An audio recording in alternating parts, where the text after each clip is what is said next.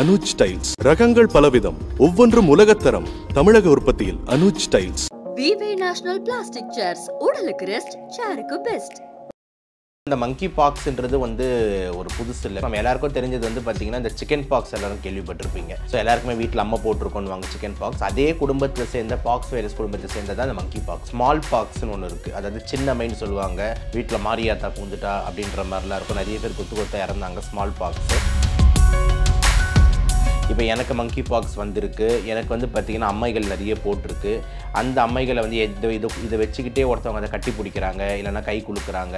அந்த ஃப்ளூயிட் இவங்க கையில் பட்டு அதை இவங்க கண்கள் மூக்கு பகுதியில் வச்சு அது உள்ளே போகிறது, இல்லைனா செக்ஷுவல் இன்டர்கோர்ஸ் வச்சுக்கிறாங்க. இந்த மங்கி பாக்ஸ் வைரஸில் ஒரு ரத்தம் கீரல் ஏற்பட்டு அந்த வைரஸோட கான்டாக்ட் ஆகுது. இந்த மாதிரி விஷயங்களில் தான் பார்த்தீங்கன்னா மனிதர்கள் டு மனிதர்கள் பரவும், இல்லைனா விலங்குகள்லேருந்து மனிதர்களுக்கு தான் மெயின் ஃபஸ்ட்டு கான்டாக்ட் பரவுது.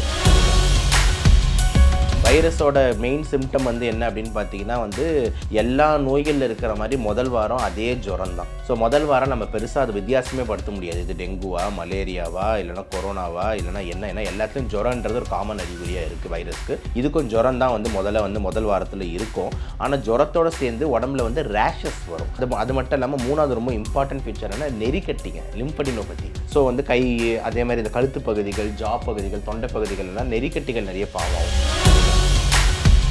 பரவுறது எல்லாருக்கும் பரவும், ஓகேங்களா? அதாவது உங்களுக்கும் பரவும், எனக்கும் பரவும், எல்லாருக்கும் பரவும். ஆனால் இறப்பு சதவீதம் இல்லை யார் ரொம்ப கேர்ஃபுல்லாக இருக்கணும், ஏன்னா யாருக்கு ரொம்ப சீரியஸாக ஆகும் அப்படின்றத மாதிரி பார்த்துக்கிட்டிங்கன்னா இந்த ஏஜ் ஓல்டு கேட்டகரி, அப்புறம் ரொம்ப கம்மி ஏஜ் கேட்டகரி. இப்போ எக்ஸாம்பிள் குழந்தைகள், அதே மாதிரி ரொம்ப வயசானவங்க, 65 வயசு 70 வயசுக்கு மேலே இருக்கிறவங்க, இவங்களுக்கெல்லாம் பார்த்திங்கன்னா இறப்பு சதவீதம் கொஞ்சம் அதிகமாக இருக்குது.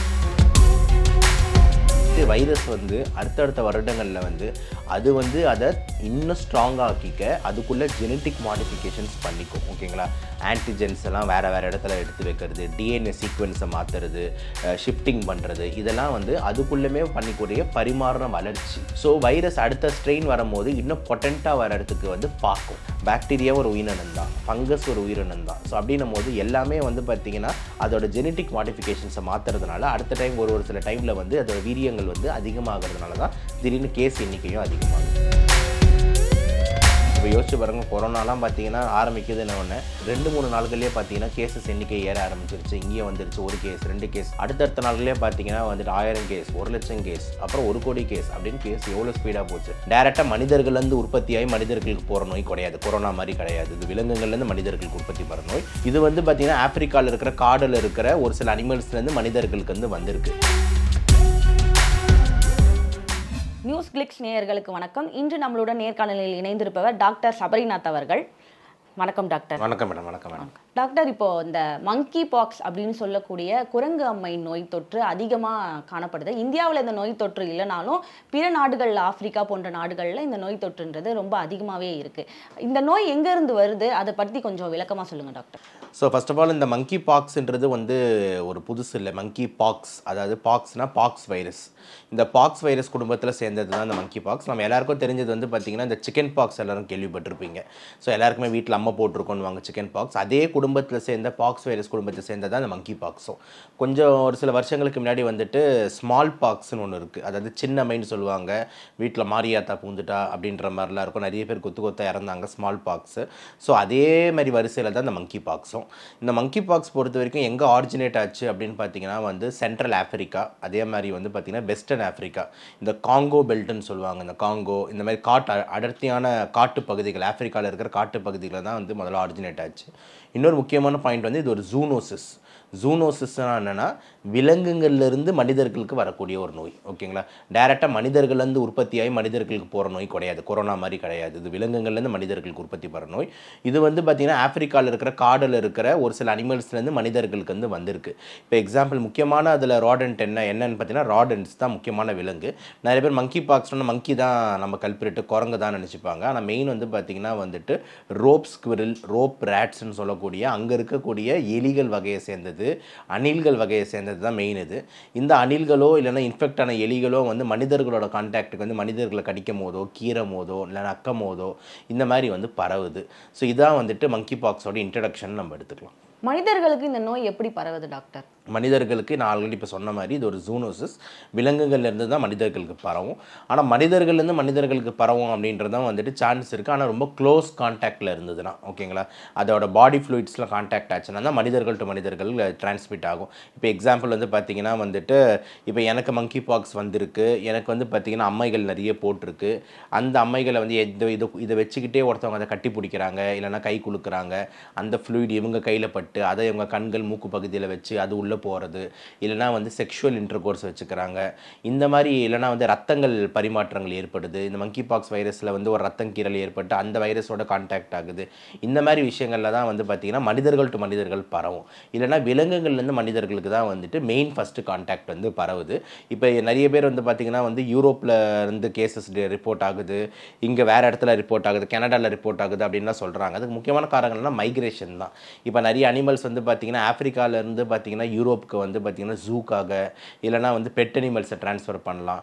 ஸோ இந்த அனிமல்ஸ் அங்கே போயிட்டு அங்கே பரப்ப வாய்ப்பு இருக்குது ஒன்று. இன்னொன்று வந்து பார்த்திங்கன்னா இங்கே இன்ஃபெக்ட் ஆன ஆளுங்க வந்து அந்த ஸ்டார்டிங் ஃபேஸில் இருக்கும் போது அங்கே போயிட்டு அங்கே வந்து மற்றவங்களுக்கு பரப்புறதுக்கும் வாய்ப்பு இருக்குது. இதுவரை இந்த வைரஸ் ஏற்படுத்தியுள்ள பாதிப்புகள் என்னென்ன டாக்டர்? வைரஸோட மெயின் சிம்டம் வந்து என்ன அப்படின்னு பார்த்தீங்கன்னா வந்து ரொம்ப ஆச்சரியப்படுறதுக்கு என்னென்னா வந்து எல்லா நோய்களில் இருக்கிற மாதிரி முதல் வாரம் அதே ஜுரம் தான்.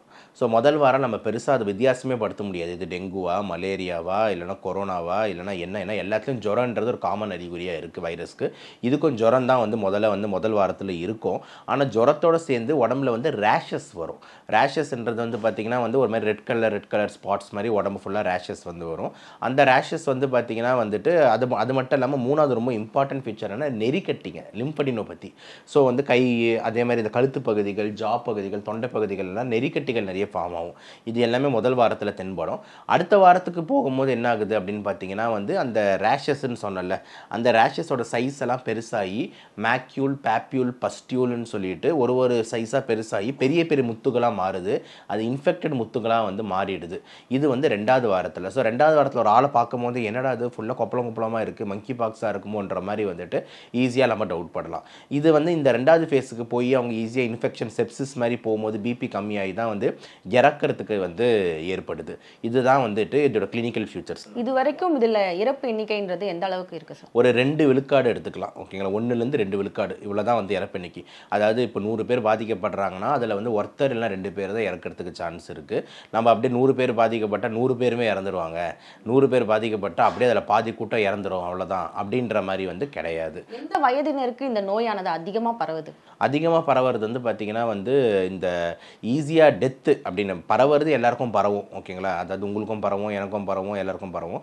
ஆனால் இறப்பு சதவீதம் இல்லை யார் ரொம்ப கேர்ஃபுல்லாக இருக்கணும், ஏன்னா யாருக்கு ரொம்ப சீரியஸாக ஆகும் அப்படின்றத மாதிரி பார்த்துக்கிட்டிங்கன்னா இந்த ஏஜ் ஓல்டு கேட்டகரி, அப்புறம் ரொம்ப வந்து கம்மி ஏஜ் கேட்டகரி. இப்போ எக்ஸாம்பிள் குழந்தைகள், அதே மாதிரி ரொம்ப வயசானவங்க 65 வயசு 70 வயசுக்கு மேலே இருக்கிறவங்க, இவங்களுக்கெல்லாம் வந்து பார்த்திங்கன்னா இறப்பு சதவீதம் கொஞ்சம் அதிகமாக இருக்குது. அதே மாதிரி வந்து பார்த்திங்கன்னா இந்த ஆல்ரெடி ஆர்கன் ஃபெயிலியர், இப்போ எக்ஸாம்பிள் கிட்னி ஃபெயிலியர் இருக்குது, அவங்களுக்கு ஆல்ரெடி டயாலிசிஸ் பண்ணிக்கிட்டு இருக்காங்க, ஆல்ரெடி ஹார்ட் ஃபெயிலியர் பேஷண்ட், இவங்க இந்த மாதிரி ஆளுங்களுக்கு வந்து பார்த்திங்கன்னா கொஞ்சம் எதிர்ப்பு சக்தி குறைவாக இருக்கும். அப்புறம் இந்த ஹெச்ஐவி பேஷண்ட்ஸு, எய்ட்ஸ் பேஷண்ட்டு, அதே மாதிரி இந்த ஸ்டீராய்டு மாத்திரை ரொம்ப நாள் எடுத்துக்கிட்டு இருக்காங்க, இவங்க எல்லாருக்குமே பார்த்திங்கன்னா கொஞ்சம் எதிர்ப்பு சக்தி, இம்யூனோ டெஃபிஷியன்சி இருக்கும். அந்த இம்யூனிட்டி கம்மியாக இருக்கிறவங்களுக்கு தான் வந்து இறப்பு சதவீதம் வந்து அதிகமாகுது. இல்லைனா நம்ம மற்ற ஏஜ் குரூப்புக்கெல்லாம் இம்யூனிட்டி நல்லா இருக்குன்னா அந்த இம்யூனிட்டியை வந்து இந்த வைரஸை வந்து கொன்று நம்மளை வந்து காப்பாற்றும். இதுக்கு முன்னாடியும் இந்த மாதிரியான வைரஸ் பரவி இருக்கு, அதோட இந்த வாட்டி பரவுற வைரஸோட எண்ணிக்கையும் அதிகமாக இருக்கு, வேகம் அதிகமாக இருக்குன்னு சொல்றாங்க. அது எந்த அளவுக்கு உண்மை டாக்டர்? கண்டிப்பாக வந்து ஒரு புதுசாக ஒரு ஸ்ட்ரெயின் வரும்போது அது வந்து பார்த்திங்கன்னா வந்து பலவிதமான ஜெனட்டிக் மாடிஃபிகேஷன்ஸ் பண்ணி தான் வரும் ஓகேங்களா. இப்போ வந்து நீங்கள் வந்து யோசிச்சு பாருங்கள், 700 இருந்த மாதிரியே இப்போ மனிதர்கள் இருக்கும் ஓகேங்களா. அதே மாதிரி இப்போ ஒரு நம்ம அம்மா அப்பா இருக்கிற மாதிரியே, தாத்தா பாட்டி இருக்கிற மாதிரியே நம்ம இருக்கோம், சாப்பிட்றது, ட்ரெஸ்ஸிங்கு. இப்போ நம்ம பாட்டிங்களாம் இந்த மாதிரி ட்ரெஸ்ஸு போட்டு நம்ம யோசித்து பார்க்க முடியுமா? பார்த்துருக்க மாட்டோம். அதே மாதிரி நம்ம தாத்தாங்க இந்த மாதிரி ட்ரெஸ்ஸு போட்டு நம்ம பெருசாக பார்த்துருக்க மாட்டோம். ஆனால் நம்ம அடுத்தடுத்த ஜென்ரேஷன்ஸ் வந்து வரும்போது நம்ம வந்து பார்த்திங்கன்னா ட்ரெஸ் ஸ்டைல் மாறுது, ஹேர் ஸ்டைல் மாறுது, கண்ணாடி எல்லாமே வந்து மாறுது, சாப்பிட்ற பழக்கங்கள்லேருந்து எல்லாமே மாறுது. அதே மாதிரி வைரஸ் வந்து அடுத்தடுத்த வருடங்களில் வந்து அது வந்து அதை இன்னும் ஸ்ட்ராங்காக ஆக்கிக்க அதுக்குள்ளே ஜெனட்டிக் மாடிஃபிகேஷன்ஸ் பண்ணிக்கும் ஓகேங்களா. ஆன்டிஜென்ஸ் எல்லாம் வேறு இடத்துல எடுத்து வைக்கிறது, டிஎன்ஏ சீக்வன்ஸை மாற்றுறது, ஷிஃப்டிங் பண்ணுறது, இதெல்லாம் வந்து அதுக்குள்ளேயுமே பண்ணிக்கூடிய பரிமாறுற வளர்ச்சி. ஸோ வைரஸ் அடுத்த ஸ்ட்ரெயின் வரும்போது இன்னும் பொட்டென்ட்டாக வர்றதுக்கு வந்து பார்க்கும், புரியுதா? ஏன்னா அப்போ தான் அது சர்வைவ் ஆகும். இப்போ நீங்கள் மட்டும் உயிரோடு இருக்கணும், நீங்கள் மட்டும் உங்கள் குடும்பத்தை நடத்திக்கணும், மனித இனம் மட்டும் வளர்ந்துக்கிட்டு இருக்கணும், மற்ற இனம் வந்து வளரவே கூடாதா அப்படின்னு சொல்லிட்டு அந்த வைரஸ் ஆங்கிள்லேருந்து நான் பேசுகிறேன். ஸோ அந்த வைரஸுக்கும் குடும்பம் இருக்குது, அதுவும் போயிட்டு இன்னொருத்தவங்க உடம்பை இன்ஃபெக்ட் பண்ணாதான் அது போய் குட்டி போட முடியும், அதோட ஜெனட்டிக்ஸை வளர்த்துக்க முடியும். அதனால் வந்து வைரஸும் ஒரு உயிரினம் தான், பாக்டீரியா ஒரு உயிரினம் தான், ஃபங்கஸ் ஒரு உயிரினம் தான். ஸோ அப்படின்னும் போது எல்லாமே வந்து பார்த்திங்கன்னா அதோட ஜெனட்டிக் மாடிஃபிகேஷன்ஸை மாற்றுறதுனால அடுத்த டைம் ஒரு சில டைமில் வந்து அதோட வீரியங்கள் வந்து அதிகமாகிறதுனால தான் திடீர்னு கேஸ் எண்ணிக்கையும் அதிகமாகுது. பெரிய அம்மைக்கும் இதற்கும் உள்ள வேறுபாடுகள் என்ன டாக்டர்? வேறுபாடுகள் வந்து பார்த்திங்கன்னா அந்த டைமில் வேக்சின் இல்லை, ஓகேங்களா? அந்த டைம் வரும்போது அந்த ஸ்மால் பாக்ஸ் இருக்கும் போது நம்மளுக்கு தடுப்பூசின்றது கிடையாது. அதனால் நிறைய பேர் கொத்தாக இறந்தாங்க. அந்த வைரஸ் வந்து ரொம்ப புதுசாக இருந்துச்சு, ஃபஸ்ட் டைம் இருந்துச்சு. யாருக்குமே அதோட இம்யூனிட்டி வந்து ஃபஸ்ட் டைம் வந்து வர்றதுனால ஒருத்தருக்கும் வந்து அதோட எதிர்ப்பு சக்தி வந்து புதுசாக இல்லை. ஆனால் வந்து அதெல்லாம் நம்மளுக்கு வந்து பார்த்திங்கன்னா இப்போ ஸ்மால் பாக்ஸ் வந்து டோட்டலாக எராடிகேட் செய்யப்பட்டிருக்கு. அதுமாதிரி பாக்ஸ் வைரஸ்க்கு தடுப்பூசி கண்டுபிடிச்சிருக்கோம். இதெல்லாம் வந்து சேஞ்சஸ் நடந்ததுனால இது வந்து பார்த்திங்கன்னா ஒரு பெரிய ஆள்கொல்லி நோயாக மாறுறதுக்கு வந்து பார்த்திங்கன்னா வந்து சான்ஸ் கம்மி. இறப்பாங்க, ஆனால் நான் சொன்ன அந்த ஏஜ் குரூப்பில் இத்தனை பர்சன்டேஜில் அந்த மாதிரி தான் இருக்குமே தவிர கொத்தாக வந்து இறப்புகள் விழும் அப்படின்ற மாதிரி வந்துட்டு ஒரு ஆங்கிளில் நம்ம வந்து தேவையில்லாமல் அச்சப்பட்டோம், இல்லை யாரையும் அச்சப்படுத்த வேணாம். இப்போ யோசிச்சு பாருங்க, கொரோனாலாம் பார்த்திங்கன்னா ஆரம்பிக்குதுன்னு ஒன்று நம்மளுக்கு வந்து பார்த்திங்கன்னா நம்ம ஊரில் அடுத்த ஒரு 2-3 நாள்களே பார்த்திங்கன்னா கேசஸ் எண்ணிக்கை ஏற ஆரம்பிச்சிருச்சு. இங்கேயும் வந்துருச்சு 1 கேஸ் 2 கேஸ், அடுத்தடுத்த நாள்களே பார்த்திங்கன்னா வந்துட்டு 1000 கேஸ் 1 லட்சம் கேஸ், அப்புறம் 1 கோடி கேஸ் அப்படின்னு கேஸ் எவ்வளோ ஸ்பீடாக போச்சு. அதுதான் ஒரு பேண்டமிக் பதற்றம். இப்போ மங்கி பாக்ஸ் வந்து கிட்டத்தட்ட ஒரு 2-3 வாரமாக பேசிக்கிட்டு இருக்கோம், ஓகேங்களா? 2-3 வாரமாகவே முன்னாடியே நியூஸ் வந்துருச்சு. ஸோ கடந்த 1 மாதத்துலேயும் இன்னும் இந்தியாவில் நம்ம வரலன்னு தான் பேசிக்கிட்டு இருக்கோம். ஆனால் வந்துருமோ அப்படின்ற மாதிரி தான் பேசிக்கிட்டு இருக்கணும் போது அதோட வீரியம் உங்களுக்கு இப்போ புரியும்னு நினைக்கிறேன். So it is not easily transferable and it is not one of its kind that it is going to damage the entire world, ஓகேங்களா? ஸோ அது ஒரு வேரியண்ட் ஆஃப் கன்சர்ன், புதுசாக இருக்குது, கண்டிப்பாக அதோட டேமேஜை க்ரியேட் பண்ணுது, ஒரு உயிர்னாலும் உயிர் தான் அப்படின்ற மாதிரி வந்துட்டு நம்ம கேர்ஃபுல்லாக இருக்கணும். முக்கியமாக யார் கேர்ஃபுல்லாக இருக்கணும்னா கவர்மெண்ட் கேர்ஃபுல்லாக இருக்கணும், ஓகேங்களா? ஹெல்த் அத்தாரிட்டிஸ் கேர்ஃபுல்லாக இருக்கணும். மக்கள் இங்கே வந்து பார்த்திங்கன்னா வந்து கேர்ஃபுல்லாக இருக்கணும் அப்படின்னு சொல்லிட்டு இப்போ அவசியம் கிடையாது. ஏன்னா மக்கள் வந்து இந்த ஊரில் வாழ்கிறாங்க. ஆஃப்ரிக்காலேருந்து வராங்க ஒருத்தவங்க பேசஞ்சர்னால் அவங்கள பிடிச்சி அவங்கள செக் பண்ணி ஸ்க்ரீன் பண்ணி அனுப்புறது, எத்தோப்பியன் ஏர்லைன்ஸ் லேண்ட் ஆகுதுன்னா அந்த ஸ்க்ரீன் பண்ணி அனுப்புறது, இங்கே இருக்கிற மக்கள் ஆஃப்ரிக்காவுக்கு டூர் போயிட்டு வராங்கன்னா அவங்கள கண்காணிக்கிறது, இதெல்லாம் அரசோட வேலை. இந்தியாவுக்கு இந்த வைரஸ் வர வாய்ப்பு இருக்கா டாக்டர்? கண்டிப்பாக இருக்குது. நம்ம உலகத்தில் தானே இருக்கோம், நம்ம மார்ஸ்லேயே இருக்கோம், ஓகேங்களா? இது வந்து வைரஸ் எர்த்தில் இருக்குது, நம்ம வந்து ஜூபிட்டரில் இருக்கோம், நம்ம இருக்குது இல்லையே. எல்லாமே வந்து ஒரே உலகத்தில் இருக்கும், எல்லாம் மனித உயிரினத்தில். ஏன்னா ஆஃப்ரிக்கன்காரனுக்கு என்ன பிரெயின், கிட்னி, லிவர், ரத்தம், என்ன ஆன்டிஜன் ஆன்டிபாடி இருக்கோ அதே தான் நம்மளுக்கும் இருக்குன்னும் போது நோய்கள் இங்கே வரலாம். ஆனால் வரத்துக்கு வந்து பார்த்திங்கன்னா வழிமுறைகள் வழி வந்து பார்த்திங்கன்னா அந்த ஊர் மக்களும் நம்ம மக்களும் கான்டாக்டில் ஆகணும், இல்லை அந்த ஊர் விலங்குகள் இன்ஃபெக்ட் ஆன விலங்குகள் இங்கே வரணும். அப்போ தான் வந்து பார்த்திங்கன்னா இங்கே பரவும், ஓகேங்களா? ஸோ அந்த மாதிரி வந்து அலோவ் பண்ணுறது வந்து நம்ம கையில் கிடையாது, கவர்மெண்ட் கையில் தான் இருக்குது.